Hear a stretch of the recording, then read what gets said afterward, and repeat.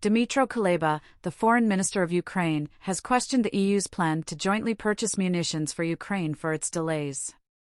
Although the EU approved the purchase of 1 million artillery rounds for Ukraine in March, the specifics of the proposal are still being discussed. The issue of whether the companies receiving the contracts should only be located in the EU and if the US or UK should be engaged are 2 points of contention. According to a Politico report from Wednesday, France is advocating for the money to remain in the EU. Kuleba tweeted on Thursday, "The inability of the EU to implement its own decision on the joint procurement of ammunition for Ukraine is frustrating.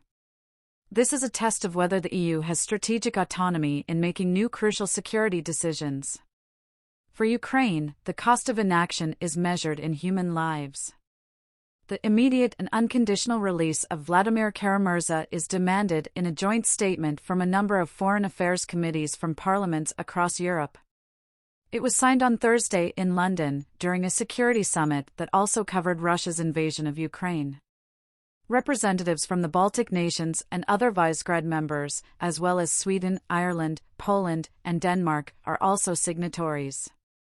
It says, "We strongly condemn the Russian court decision sentencing one of the leading politicians and Kremlin vocal critic Vladimir Kara-Murza to 25 years on politically motivated charges.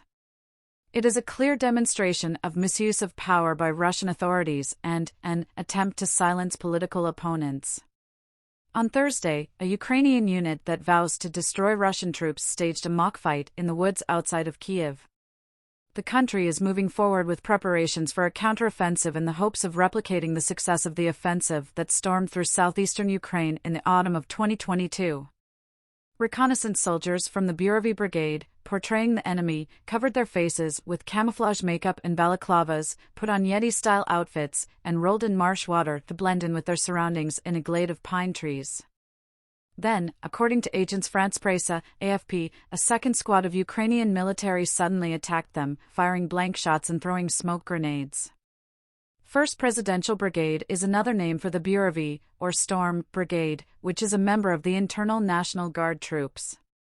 Volodymyr Zelensky, the president, lauded its resilience this week. According to Burovy, its name can alternatively be translated into Brigade to destroy Russian troops in Ukrainian. Ukraine has declared their intention to work towards the liberation of all currently occupied Crimean territory by Moscow. "It's time to return what's ours," reads the National Guard's recruitment site. "At the beginning of the war, we took a defensive position. Our task was to restrain the enemy," said one of the Burovy soldiers, Taras, 41, who joined up soon after Russia's invasion in February 2022. "Now we must go on the counteroffensive. We need to win back what was taken from us," said the former manager in a factory making armored doors.